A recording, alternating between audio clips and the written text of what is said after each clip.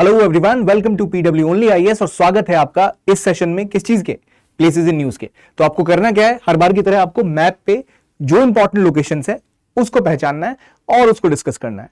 तो चलिए शुरू करते हैं आज की डिस्कशन। सबसे पहले हर बार की तरह एक प्रैक्टिस क्वेश्चन के साथ। Consider the following statements. अब इसको गौर से देखना, आंसर क्या होगा इसका बताना मुझे कमेंट सेक्शन में। इससे चेक हो जाएगा कि आपकी प्रिपरेशन किस लेवल पे है। Consider the following statements regarding the grand Ethiopian renaissance dam GERD and the Nile river basin. अब GERD का डैम पहली बात कहां पर है यार, खत्म हुआ, हाल में अनाउंस हुआ है, किस देश में है? तो स्टेटमेंट्स हैं, the GERD is being constructed on the white Nile near it's Confluence with the blue Nile. The Egypt primary concern regarding GERD is its potential impact on the water levels of Lake Nasser. The 1959 Nile Waters Agreement, which allocates significant shares of Nile water, was signed between Egypt, Sudan, and Ethiopia. Which of the following are correct? One only, first statement, two only, two and three, या D, none of these. अब याद रखिए GERD। अब जो चीजें आपको पता होनी चाहिए कि पहले व्हाइट नाइल और ब्लू नाइल कहां से निकलती है, कहां की तरफ जाती है। दूसरा, GERD किस देश में है, इसकी क्या इंप्लीकेशंस है, कौन से देश इससे परेशान है, और नाइल को लेकर क्या पॉलिटिक्स है। इस वीडियो में हम सब समझ जाएंगे, बट गेस वर्क आपको करना है, बताना है कमेंट में क्या इसका आंसर है। अभी वीडियो के बाद तक क्लियर हो जाएगा कि आपका सही आंसर है या नहीं है। तो ये आप लिखिए और शुरू करते हैं हम आज की डिस्कशन। सबसे पहला है विल्मिंगटन डिक्लेरेशन। विल्मिंगटन डिक्लेरेशन असल में पिछले साल हुई थी, ये रिसेंटली न्यूज में थी। पहली बात, विल्मिंगटन है कहां पर? तो अमेरिका के मैप में जस्ट आप जब कैलिफोर्निया के पास जाते हो, इस तरफ कैलिफोर्निया है, इसके ठीक उल्टे अगर आते हो फ्लोरिडा के साइड, तो यहां आपको विल्मिंगटन दिखेगा। फ्लोरिडा जस्ट नीचे है यहां, और इधर है आपका कैलिफोर्निया, तो फ्लोरिडा के ऊपर आपको विल्मिंगटन दिखता है। विल्मिंगटन में ही एक डिक्लेरेशन हुई थी। अब विल्मिंगटन डिक्लेरेशन किसके किसके बीच हुई थी, पहले ही वो देखते हैं। तो पहला पॉइंट है, व्हाट इज विल्मिंगटन? Wilmington. तो Wilmington is located, where it is located? It is located in USA. अब ये डिक्लेरेशन किस चीज को लेकर थी? क्वाड की डिक्लेरेशन थी, क्वाड डिक्लेरेशन। और क्वाड में कौन कौन से देश हैं? क्वाड में आपके 4 देश हैं, India, US, Japan and Australia. इन्होंने की थी विल्मिंगटन डिक्लेरेशन। अब विल्मिंगटन डिक्लेरेशन क्या थी? तो ये जो यहाँ के कोस्ट गार्ड हैं इन चारों देशों के, इनके बीच में हुआ था कि हम Quad at sea ship observer mission, Quad at sea ship observation mission. इसके अंदर क्या बात हुई थी कि ये लोग free and open inclusive Indo Pacific को बनाने के लिए यहां पर जो भी रूल ऑफ लॉ है वो स्टैब्लिश करेंगे। रुक जाओ, इसको मैं लिख लेता हूं। टू सिक्योर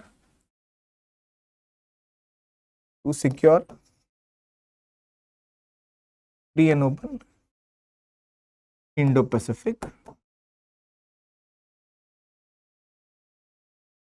ये क्वाड के देशों के बीच में एग्रीमेंट हुआ था कि भाई हमारी कोस्ट गार्ड या हमारे नेवल शिप्स इस रीजन में इंश्योर करेंगे कि सेफ्टी रहे, सिक्योरिटी रहे, कोई भी इलीगल कार्य ना हो, कोई भी किसी के शिप को रोके ना, ट्रेड डिसरप्ट ना हो, कोई वहां पर सी पायरेट्स, समुद्री लुटेरे ना हो, या ऐसी दिक्कतें जो है वो ना रहे इस रीजन में।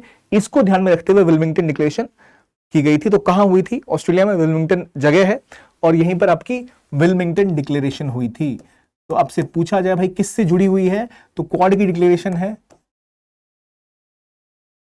इसका कोर उद्देश्य क्या है? एक तरह से आप कह सकते हो मैरीटाइम पार्टनरशिप।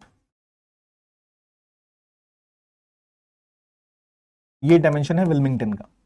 अब विल्मिंगटन डिक्लेरेशन ज्यादा कुछ नहीं है, क्वाड के आपके पता ही है 4 देश इसके मेंबर है। इसका प्रमुख उद्देश्य था to free and to ensure, क्या उद्देश्य है इसका भाई? To ensure free and open Indo Pacific, ठीक है, जहां पर फ्रीडम ऑफ नेविगेशन हो,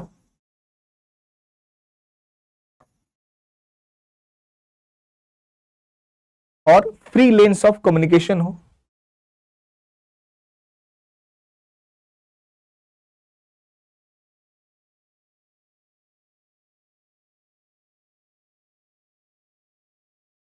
free and open sea lanes of communication, इसकी बात अब की जाती है। तो ये हुआ था विल्मिंगटन डिक्लेरेशन के अंदर। तो क्वाड से संबंधित है, क्या रोल है इसका वो हम समझ गए, ठीक। कोई दिक्कत नहीं है।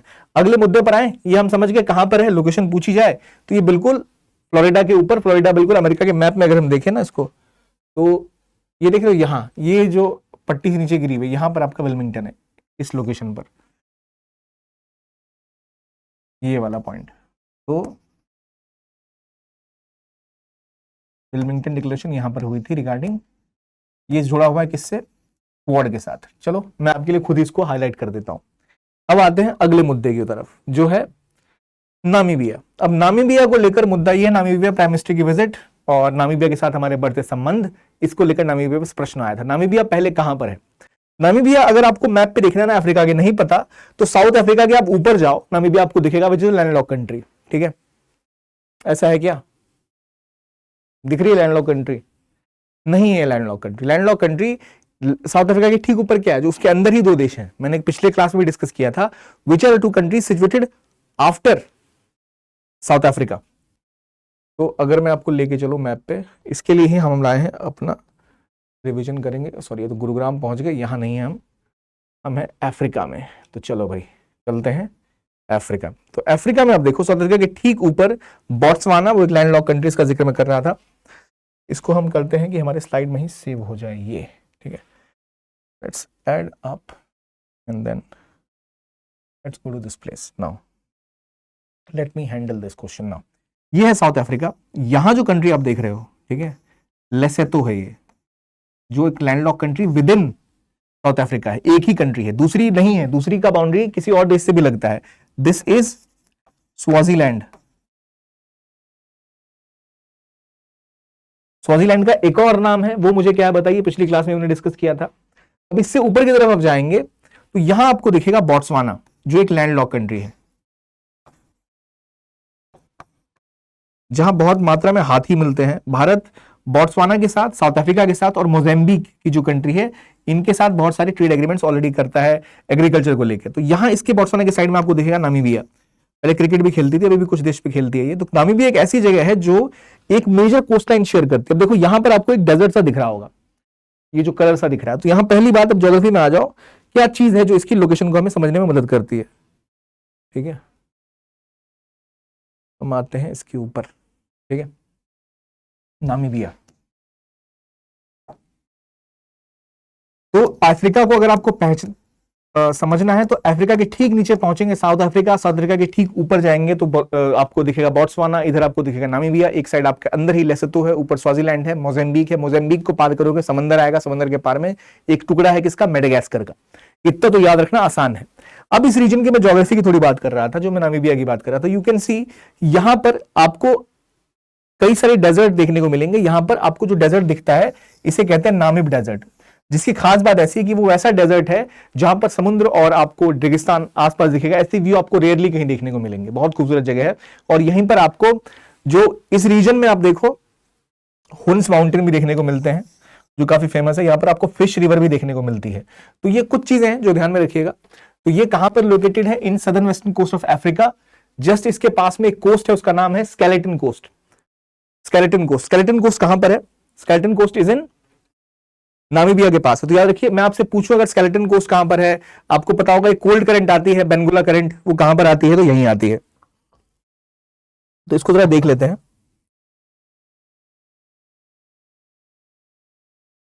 तो आपसे पूछा जाए बेंगुला करंट, अब ये बेंगुला करंट आई है, कोल्ड करंट है, ये अपने साथ क्या करेगी, थोड़ा सूखा लेके आएगी। तो यहां पर आपको देखने को मिलता है नामिब डेजर्ट, जो बहुत ही खूबसूरत डेजर्ट है। वैसे जीना थोड़ा मुश्किल है पर डेजर्ट वहां पर आपको देखने को मिलता है।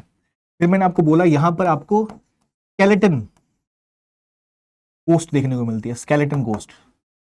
समझ सकते हो कितना खूबसूरत होगा यहाँ रहना यहाँ के लोगों के लिए।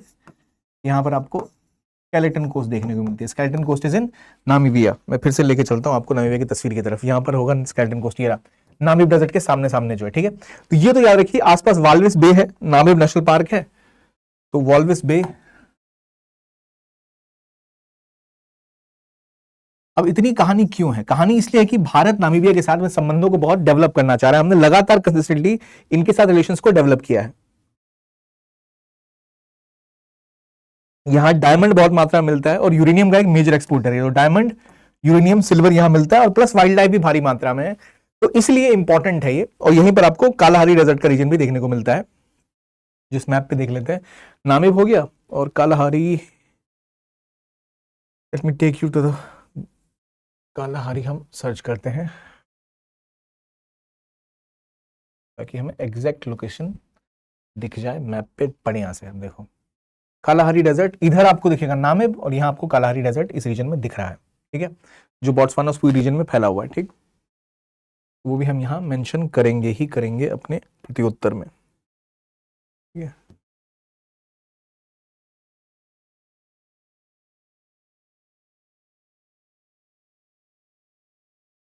चलो क्लियर है। अब यहां पर मेजर इकोनॉमिक डायमेंशन में अगर हम देखें तो याद रखिए नामीबिया की लोकेशन याद रखना है आप, ठीक है। यूरेनियम का एक्सपोर्टर है ये, डायमंड का एक्सपोर्टर है ये, और भारत यहां बहुत सारा पेट्रोलियम प्रोडक्ट असल में इनको एक्सपोर्ट करता है। भारत के लगभग जो इनके साथ ट्रेड है अच्छा खासा, हम इनके साथ ट्रेड भी करते हैं। ऑलमोस्ट 813 मिलियन के आसपास हमारा इनके साथ बायलैटरल ट्रेड है। अगर आप देखो तो 813 मिलियन ये हमारा बायलैटरल ट्रेड इनके साथ है, ठीक है, इस रीजन में। यहीं पर आपको कुछ कूडू गैस फील्ड देखने को मिलेगी, वेनस आई वने हैं, और ये सारे गैस फील्ड नामीबिया से ही जुड़े हुए हैं। माइनिंग बहुत इंपॉर्टेंट कंट्रीब्यूशन करता है इनके लिए, टूरिज्म भी काफी ज्यादा मात्रा में होता है। भारत के साथ संबंध डेवलप हो रहे हैं, छोटी सी कंट्री है, लगभग हम 1 बिलियन के आसपास पहुंच रहे हैं, जहां हम मेजरली इनको एक्सपोर्ट करते हैं और डिफेंस हाइड्रोकार्बन एक्सप्लोरेशन के ऊपर काम कर रहे हैं। हाइड्रोकार्बन में जो एक्सप्लोरेशन है उसके लिए आप देखोगे तो कुडू गैस फील्ड यहीं पर है, जिसको लेकर बात हो रही है। तो remember this, Kudu gas field भी इधर ही आता है, कुडू गैस फील्ड। तो इस तरह से अगर आप पढ़ोगे तो चीजें थोड़ी सी आपके लिए याद करने में आसानी होगी। Where is Namibia, skeleton coast कहां पर है, कालाहारी डेजर्ट का रीजन पूरा उस रीजन, और Namib desert plus skeleton coast, और बेंगोला कोल्ड करंट यहां आती है, जिसकी वजह से कोल्ड वेदर रहेगा। कोल्ड करंट आएगी तो ड्राई वेदर रहेगा, बारिश नहीं होगी, डेजर्ट रहेंगे, तो ये कारण है नामीबिया का, ठीक है। चलो नामीबिया हमने देख लिया। अगली रीजन पे आते हैं, विच इज अंडमान सी। अंडमान सी में 3-4 भूकंप लगातार एक के बाद एक आए हैं। अब पहला सवाल, अंडमान सी कहां पर है, इसके आसपास कौन सी ज्योग्राफिकल जगह हैं। अंडमान आइलैंड के पार आपको म्यांमार और थाईलैंड के बीच में ये रीजन आपका अंडमान सी का क्लियरली दिख रहा है आपको। इधर म्यांमार है, नीचे थाईलैंड। अब यहीं पर एक इंपॉर्टेंट स्ट्रेट है, ये जो स्ट्रेट है इसे कहते हैं स्ट्रेट, ये स्ट्रेट नहीं, ये है इस्थमस। यहां आपको एक क्रा इस्थमस देखने को मिलेगा, क्रा इस्थमस, और यहां आपको देखने को मिलेगा बहुत इंपॉर्टेंट स्ट्रेट ऑफ पर्ल्स, उसको स्ट्रेट ऑफ मलक्का, जो इस रीजन को बहुत महत्वपूर्ण बनाता है कनेक्टिविटी के लिए। Strait of Malacca and Christmas, this is something which you have to understand, this is Christmas, और यहां आपको मिल जाएगा रीजन। तो यहां पर काफी ज्यादा जियोलॉजिकल एक्टिविटी होती रहती है, मरीन डिपॉजिट होने की बहुत संभावना है। यहां पर आप देखते हैं कोरल डायमंड भी है, कोरल ट्राइंगल, कोरल ट्राइंगल, पहली चीज कोरल ट्राइंगल, तो इसको भी लिख ही लो यार, क्यों ही अलग इसको छोड़ें। तो अगला टॉपिक है अंडमान सी।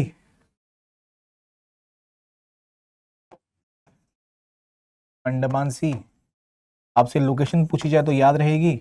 यहां मुख्य चीजें क्या है, इसके आसपास के ही रीजन में इन द क्लोज प्रॉक्सिमिटी, यहीं पर आपको दिखेगा स्ट्रेट ऑफ मलक्का, इसके आसपास होने की वजह से, और वहां पर अंडमान निकोबार आइलैंड्स है, तो भारत के पास बहुत बड़ा स्ट्रेटेजिक एडवांटेज है। स्टेट ऑफ मलक्का को आपने दबा दिया गर्दन अगर ना, तो चाइना की गर्दन दब जाएगी, क्योंकि चाइना का मेजर ऑफ ट्रेड वहीं से, मेजॉरिटी ऑफ ट्रेड पास होता है। उनको जो पेट्रोल चाहिए, जो गैस चाहिए, वो सब वहीं से पास होती है। तो स्टेट ऑफ मलक्का एक इंपॉर्टेंट चोक पॉइंट है, जिसको अगर आपने चोक कर दिया, इसको आपने अपने शिप्स अगर वहां भेज दिए, नेवल शिप्स, तो वो चाइना के लिए जान निकल जाएगी। इसलिए चाइना इससे बचने के लिए वो पाकिस्तान के थ्रू एक अलग रोड बना रहा है, सीपैक कॉरिडोर। इसके अलावा यहां पर थाईलैंड का जो आपका इस्थमस ऑफ क्रा है, वो है इस्थमस ऑफ क्रा, और इसी रीजन में आप देखते हो एक महत्वपूर्ण चीज, जो आपकी कोरल ट्रायंगल देखने को मिलती है। भारत के लिए स्ट्रेटेजिकली बहुत इंपॉर्टेंट ये इलाका है। यहां पर भारत अपना प्रभुत्व स्थापित करने की जरूरत नहीं है, पहले से स्थापित है। अंडमान निकोबार हमारा एक नेवल बेस की तरह है, जहां से हम इस पूरे रीजन पर कंट्रोल रख सकते हैं। अब अंडमान के रीजन को, अंडमान निकोबार को हम इंडोनेशिया के साथ जोड़ने के लिए हमने 2 प्रोजेक्ट कर रखे हैं। अगर आप देखो ना तो यहां से आप देखोगे तो हमने यहां पर इस रीजन में एक हम डेवलप कर रहे हैं तबांग पोर्ट। तबांग पोर्ट पर काम चल रहा है हमारा इंडोनेशिया के साथ, और दूसरा यही रीजन है जहां पर एके अंडमान प्रोजेक्ट चल रहा है, ताकि इस रीजन में हम डेवलपमेंट कर पाए। ठीक है, तो यहां पर भारत जम जम के प्रयास कर रहा है कि चलो भाई जो भी है चीजें निपट जाए आसानी के साथ, तो वो डायमेंशन यहां हो गया। आई होप आपको क्लैरिटी रहेगी यहां पर क्या है। तो लोकेशन आप माइंड में, आप नॉर्मली भी इसको इस तरह से याद कर सकते हो। ठीक है, चलिए, तो अंडमान सी भी हमने कवर कर लिया, ये भी हम समझ गए चीजें क्या है नहीं है। I hope it's clear to you, it should not cause any problem. Andaman sea को और करीब से देखना है तो आपको दिखेगा ये रहा म्यांमार, नीचे आपको दिख जाएगा थाईलैंड, यहीं पर आपको फुकेट का इलाका है, यहाँ पर आपको नीचे आपको मिलेगा स्ट्रेट ऑफ मलक्का, ऊपर क्रा। तो अंडमान की लोकेशन आप यहां से समझ सकते हैं क्लियरली। अगला टॉपिक घाना। इंडियन प्राइम मिनिस्टर घाना में है, जहां पर उनको रिसेंटली ही अवार्ड दिया गया, office of the order of star of घाना, वहां का सबसे बड़ा सिविलियन अवार्ड दिया गया है। दशकों बाद भारत की प्राइम मिनिस्टर की घाना की विजिट थी। घाना कहां है? अब घाना की लोकेशन पकड़ना थोड़ा मुश्किल है। अफ्रीका के हमने देखी, अगर हम अफ्रीका के कॉन्टेंट को देखें तो अफ्रीका का नीचे का हिस्सा यहाँ साउथ अफ्रीका था, इसके ऊपर आपको बोट्सवाना था, साइड में नामीबिया था जिसकी हमने बात की। अब यहाँ ये जो इनका वेस्टर्न कोस्ट है वहां पर है ये घाना। फुटबॉल बड़ा अच्छा खेलता है देश, और इनके साथ हमारा ट्रेड भी बढ़ रहा है, 3 बिलियन के आसपास हम इनके साथ ट्रेड पिछले साल कर चुके हैं। तो इसका मतलब बेहतर आप देख सकते हो ग्रोथ की बात है, भारत काफी इन्वेस्टमेंट भी यहाँ करता है। तो घाना को लेकर हम देखें तो एग्रीकल्चर, काजू का बहुत सारा एक्सपोर्ट यहाँ पर होता है। तो दिस इज योर घाना। घाना, तो घाना को लेकर पहली चीज जो आपको ध्यान रखनी है, पहला, प्राइम मिनिस्टर को office of order of star मिला है।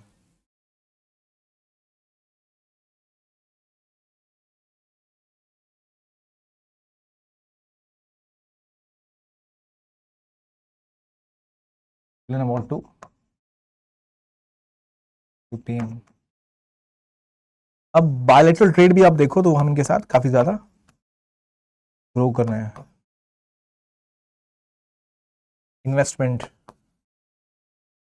इन सभी चीजों पर भारत ने खूब यहां पर निवेश किया है। ठीक है, यहां पर आप देखो इस रीजन में तो टोगो, बेनिन, ऊपर बर्किना फासो, नीचे आपका गोटेपेरी, और ये वाला इलाका आपको देखने को मिलता है जहां पर आपको केप कोस्ट दिखती है। तो इसको हम ना मैप से देखते हैं। घाना देखो, नामीबिया तो याद रहेगा, नामीबिया डेजर्ट का इलाका वगैरह। यहां आप देखो, यहां घाना, घाना के आसपास कई छोटे छोटे देश हैं, जैसे गिनी बिसाओ, ये भी थोड़ा याद कर लो। ठीक है, अगर आपसे पूछा जाए घाना के आसपास कौन कौन सी कंट्री है, तो सिंपल है भाई, घाना, इधर टोगो है, इधर बेनिन है, और इधर नाइजीरिया है। नाइजीरिया एक मेजर पेट्रोलियम एक्सपोर्टर है। तो नाइजीरिया और घाना के बीच में आपका टोगो है, बेनिन है, और यहीं पर है गल्फ ऑफ गिनी। ठीक है, अगर आप इधर आओगे तो आपको दिखेगा कोस्ट दिवेरे, लाइबेरिया, सिरा लियोन, गिनी बिसाओ, गाम्बिया और सेनेगल। तो आप यहां से अगर पकड़ो रीजन एक, जो आपका पूरा ये ईस्टर्न कोस्ट का इलाका इनका देखने को मिलता है, सॉरी वेस्टर्न कोस्ट का इलाका, वो यहां से आपको देखने को मिलेगा। Nigeria, Togo, Nigeria, Benin, Togo, Nigeria, Benin, Togo, Ghana, ये इंपॉर्टेंट है। फिर आपका आ जाएगा कोटे डिवोर, इधर आ जाओ आपका Liberia, Sierra Leone, Guinea Bissau, Gambia और सेनेगल, ये आपका इलाका। ये यहां पर क्या है? Gulf of Guinea. So which countries are in gulf of Guinea? तो घाना से लेके आप नाइजीरिया तक यहां तक एक्सटेंड कर सकते हो इसको। इधर आपका नीचे कैमरन आ जाएगा, फिर इक्वेटोरियल गिनी आ जाएगा, नीचे की साइड से आ गया। आई एम अगेन रिपीटिंग, जो लोकेशन है वो देख लो। ट्रेड कितना है भाई? 3 बिलियन के आसपास हमारा ट्रेडिंग के साथ हो रहा है। So it's a good number. हम अगर नामीबिया की बात करें तो वहां भी ऑलमोस्ट 1 बिलियन हम पहुंचने वाले हैं, 800 मिलियन के आसपास हमारा बायलैटरल ट्रेड है। तो घाना में हमारी जो मेजरली हमारी फार्मा कंपनीज है बहुत सारा इन्वेस्टमेंट कर रही है। ऑटोमोबाइल्स की आप बात कर लो, वो इन्वेस्टमेंट करते हैं। घाना की ज्योग्राफी की बात कर लें तो यहां पर जो मेजर है gulf of Guinea, gulf of Guinea नीचे देखने को मिलेगा आपको इस साइड, नीचे की साइड है। अब इस रीजन में आप देखो तो यहां पर व्हाइट वोल्टा, ब्लैक वोल्टा और लेक वोल्टा यहां पर देखने को मिलती है। लेक वोल्टा। लेक वोल्टा कहां पर है? लेक वोल्टा, वोल्टेज से झटका लगता है। वोल्टा कहां है? Is in where? घाना। और यहीं से आपकी वोल्टा रिवर बहती है। इधर आपका ओटी रिवर भी यहीं पर देखने को मिलती है, ओटी रिवर। ठीक है, तो ये नाम लोकेशन समेत कृपया करके याद रखें ताकि आपको बाद में दिक्कत ना हो।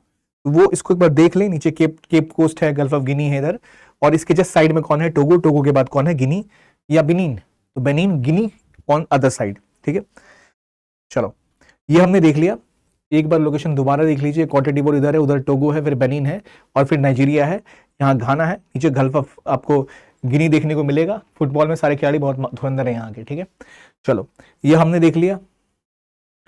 एग्रीकल्चर, फार्मास्यूटिकल, इन सब में हम इनके साथ काम कर रहे हैं, माइनिंग में भी। अगले टॉपिक की तरफ आते हैं जो है ब्लू नाइल। ब्लू नाइल के ऊपर असल में एक मेजर जो डैम है वो बन के तैयार हो चुका है। This is damn GERD, great Ethiopia रिनाइसा dam, जो कि ऑब्वियसली ग्रेट इथोपियन रिनाइसा डैम है तो इथोपिया नहीं बनाया है।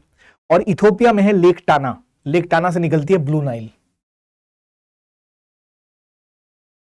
लेक टाना, लेक टाना और लेक विक्टोरिया। ठीक है, विक्टोरिया को आप देखो तो यहां पर है। यहां से आपकी कौन सी रिवर निकलती है? यहां से आप निकलेगी व्हाइट नाइल, और ब्लू नाइल आपकी निकलती है लेक टाना से, ब्लू नाइल। और ये दोनों जहां मिलती है एक पॉइंट पे, वो है खार्तुम। खार्तुम में इनका मीटिंग पॉइंट है। ठीक है, खार्तुम है सूडान में। ठीक है, फिर ये ऊपर की तरफ जाती है इजिप्ट की तरफ। यहां से दोनों रिवर यहां मिलेगी सूडान में, और फिर ये लग्जर वगैरह होते हुए, आसमान होते हुए आपकी पहुंच जाएगी आपका जो स्वेज कनाल है उसके पास से, ये पूरी मेडिटेरेनियन में चली जाएगी। तो ये आपका फ्लो है रिवर नाइल का। तो ऑप्शन दिख रहा है, not on white Nile, it's on blue Nile. ठीक है, ऑरिजिन पॉइंट में हमें दिख रहा है। देखो जो कहानी है वो क्या है कि इन्होंने गर डैम बनाया, जो कहां बना है? यहां अदीस अबाबा, इनकी राजधानी इथोपिया की, यहां पर GERD डैम बनाया। देखो ये दोनों यहां मिलते हैं खार्तुम में। ये व्हाइट आ गई, ये ब्लू आ गई, और ये ऊपर आपका मेडिटेरेनियन में चली जाएगी। अब इस इलाके में यहां एक डैम बनाया गया। पहले इतिहास को समझो। इस इलाके में ये एक ऐतिहासिक रिवर है नाइल, और नाइल पर हमेशा से इजिप्ट का दबदबा रहा। पहले जो एग्रीमेंट भी हुए ऐतिहासिक, वहां पर इजिप्ट को ही मेजर शेयर मिला कि वो चाहे तो कितना भी वाटर यहां से यूज करे, और उसका लेक नसर की बात करें या बाकी इलाकों की बात करें तो वहां से उनको पानी खूब मिलता है, नाइल से भी। और वो वाटर पे काफी कंट्रोल अपना रखते थे, स्वेज कनाल पे उनका कंट्रोल था।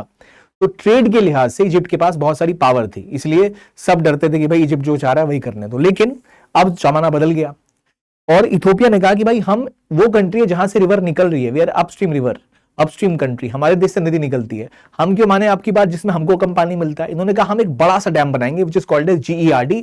पहले मिलेनियम डैम इन्हें कहते थे, इसका नाम अब GERD पड़ गया, ग्रेट इथोपियन रिनाइसा डैम, जो लगभग 6.45 गीगावाट का है।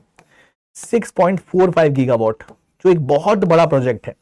तो इस प्रोजेक्ट के बनने के बाद, अनाउंसमेंट के बाद ही सर में दर्द हो गया था इजिप्ट को और सूडान को कि भाई पानी को लेकर तो विवाद हो जाएगा, सारा पानी, इतना बड़ा डैम है, होल्ड कर लेंगे।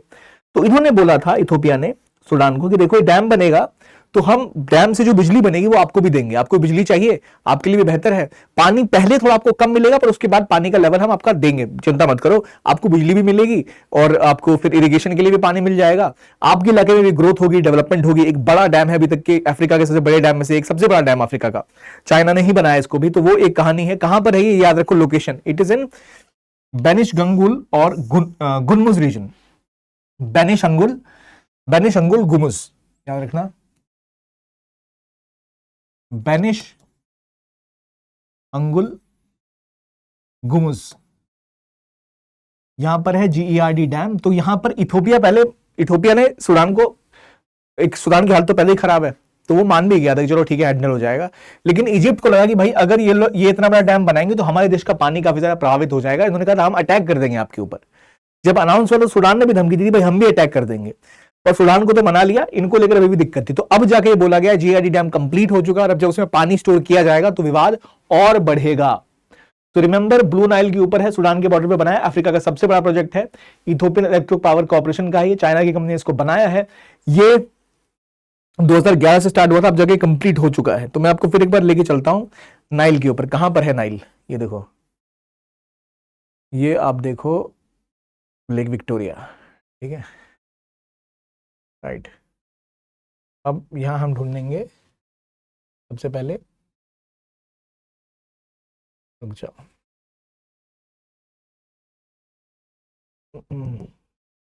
लेक विक्टोरिया है, यहाँ पे रिवर हमें नहीं दिख रही, रुक जाओ, इससे दिखेगी, सेटेलाइट पे चलते हैं, we will be able to watch the river. The point is this, white blue Khartoum कहाँ पर है, किस कंट्री का GERD का प्रोजेक्ट है, वहां पर क्या अनाउंस हुआ है, that is something you need to understand, need to realise, ठीक है। तो यहाँ आ जाओ, तो देखो ये रहा जो मैंने ढूंढा बड़ी मुश्किल से, ये रहा हमें लोकेशन मिल गई, ये रही लेक विक्टोरिया, जबकि व्हाइट नाइल अल्बर्ट होते हुए जा रही है, यहाँ से ब्लू वाली आ रही है, ये रहा खार्तुम जहाँ मिलते हैं, और फिर ये जाते हैं in your the region of Egypt. तो ये पूरी कहानी है इसकी। I hope you have understood और याद हो गई होंगी चीजें, क्या रोल है। यहाँ पर चाइना का दबदबा भी दिख रहा है इस रीजन में, व्हाइट नाइल ब्लू लाइन कहाँ से है, खार्तुम में लोग मिलते हैं, लोकेशंस कहाँ है, किस रीजन से जाती है, ये आपको याद रहेगा। आपको करना अब क्या है, आ जाओ भाई इस मैप पर, यहाँ पे देखो, वेयर इज नामीबिया, इधर नामीबिया है, ठीक है। आपको यहाँ पर दिखेगा इस रीजन में, यहाँ के आसपास क्या, GERD, ऊपर आ जाओ खार्तुम, ठीक है, नीचे आप आ जाओ विक्टोरिया इधर, तो ब्लू नाइल व्हाइट नाइल सबका पॉइंट मिल गया, खार्तुम मिल गया, पहुंच गया वहां तक। इधर आ जाओ ईस्ट कोस्ट में। अब मुझे यहां बताओ, इसमें से क्या इधर है घाना या इधर है घाना, टोगो कहां पर है, बेनिन कहां पर है, ये आप मुझे बताओ कमेंट सेक्शन में, याद है या नहीं है। तो ये था आज का डिस्कशन। आपको बाकी अगर इसके वीडियोज या PPT चाहिए तो आप इजीली जा सकते हो हमारे टेलीग्राम चैनल पे, या फिर आप नीचे इसके एक लिंक होगा, वहां पे आप क्लिक कर लो, तो आपको लिंक से मिलेगा PW का वेबसाइट, वहां पर रजिस्टर करिए, वहां पर डेली करंट अफेयर्स और ये सारे के सारे जो PPTs हैं वो वहां आपको मिल जाएंगे। इस वीडियो के लिए इतना ही, देखने के लिए धन्यवाद। Keep on watching PW only IAS and have a very very nice day.